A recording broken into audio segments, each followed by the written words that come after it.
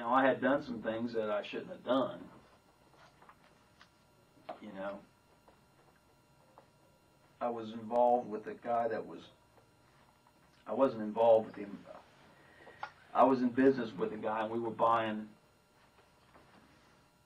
Army surplus, military surplus stuff like uniforms and helmets and,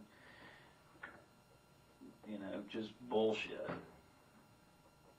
We, you know, and then turning around and taking it to, he would go to the gun shows and he would sell stuff. You know, I mean, it was all nothing.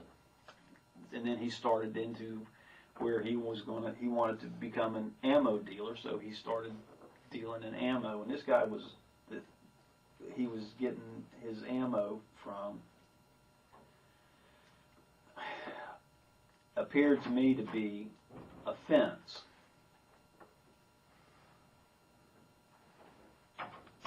What's this have to do with Pat? This is where my reputation came from. So when I came back to town, I had learned a lot more about guns and stuff like that from hanging around at the gun shows, from buying guns, and, you know, I mean, all I'd ever owned before was like a single-shot shotgun or a pump shotgun. At that time, I owned that Mossberg pump shotgun with the extended magazine that you guys have. I bought that for home protection years ago after our home was burglarized when I was living with my first wife. Anyway, I came back and I had bought a Colt AR-15 while I was buying guns. I'd bought, I don't know, I had a whole gun collection. So everybody thought that because I had all these guns that I was apparently something other than just a guy that liked guns and collected guns.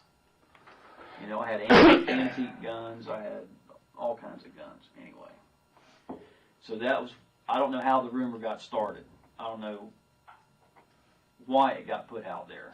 Obviously somebody was using, the way Patrick explained it to me was that I was supposed to be the guy that nobody ever saw, that was always there in case they got in a bind. And he was telling me that he had done work under that assumption. I didn't know what he was talking about. I didn't have any idea. Not only did I not have any idea, I was trying to convince him that I didn't have any idea, and he thought I was just blowing him off. But I really didn't have any idea. I'd never done anything. I'd never done anything anywhere. What kind of work had he done under that assumption? I don't know. He thought I knew what he was doing. He thought I was getting money. I never got a dime from anybody for anything. Who would you be getting money from? From whoever was working for, Patrick was working for. I don't know. Okay. Go on. I mean, it's so convoluted. I said, Patrick, I don't know what you're talking about. Oh yeah. You know, you're the guy. You're the hammer. And I said, I'm not anything. I don't know what you're talking about. I've never done anything. I've never backed anybody up on anything. You know, during that time in the 90s, if I know you got my jacket somewhere. Pull up my jacket and see when I got busted for pot possession, okay? And when I got busted for domestic violence, you know, I was fucked up all the time. I was smoking dope and partying and. Well, let's get back to what you know about Patrick and. I don't know anything about those other jobs. Patrick thought I knew all of, or at least about some of them. I didn't have any clue. I didn't know what he was talking about. Now, see, I have to convince you of the same thing that I convinced Patrick of. That I didn't know. I didn't know.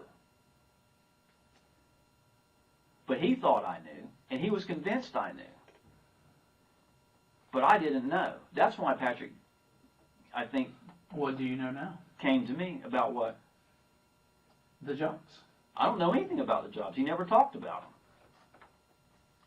He said something about me being on a tower one time. I said, I was never on a tower. I don't know what it was about, but Okay. When was this first? I guess you're done with telling me everything you know. no, I'm just Okay, getting well, keep started. going. Then keep going. You said you weren't going to interrupt me anymore. Well, it seemed like you're going over the same stuff over and over. So let's continue. Okay, so Patrick comes back and he's got these pictures. Sure. You know, and he says, well, here, look at these pictures. And I might as well have been looking at this. Because all I can see is a house. You know, and he's trying to explain to me. And I said, you said you think that he's got a camera over the front door. I mean, if he's got a camera over the front door, he's got an alarm system and everything else. And I'm not dealing with that. I don't know how to deal with any of that. I wouldn't even know who to talk to about dealing with any of that. I'm out. I don't want any more part of it. You know? Okay. And he said, you know, he kept on about the money, on about the money, on about the money. And I kept flipping and flopping and flipping and flopping. Finally I said, look, man, ask me questions, you know, I'll talk to you about it, but I'm not getting involved any further than that. I'm not going. I don't want to know. If you want to ask me questions or what I think, I'll tell you what I think. So they decided they were going to do it. Well, I had gone back to work. And apparently they went down and drove down the driveway at night. And obviously there was some kind of motion sensors in the driveway, because he said lights just started coming on all over the place. And they left. And then he calls me, and I said, man, just, you know, forget it. You know, because I guess it triggered an automatic alarm or something, I don't know. That's what I would assume happened. I said, man, forget it. You know, it's stupid to even consider doing it. I said, just back off, man. Just leave it alone. Go find something else to do. You know, I told him, he asked me one, you're going to have to let me sidetrack a little bit here. Go ahead. And I'm really tired. I've been running on adrenaline for 36 hours or something like that, actually for 3 or 4 days since all this started unraveling. He came to me and he said, what? He said, I want you to help me be like you are. And I said, what do you mean like I am?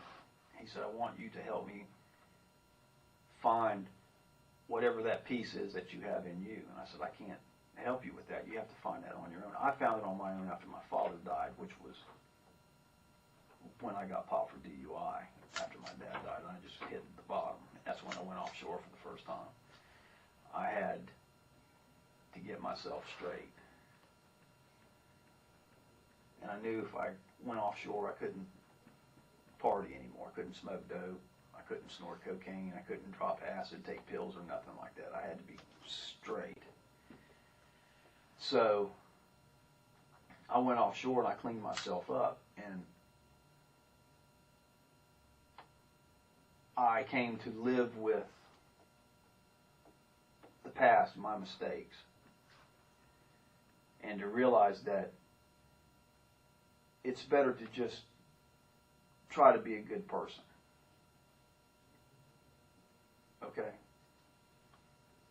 Maybe you don't think that about me, but I'm trying not to interrupt. Just go ahead and keep on rolling, man. You're rolling good. he wanted me to help him find that, and I said, I can't help you find that. You know, I got a movie you should watch, and I got some books you should read. And I don't know that he ever read the books. I don't know that he ever watched the movie or not, but I mean, they were significant to me, maybe not to him. So he saw me as kind of like this mentor, he wanted me to, I said,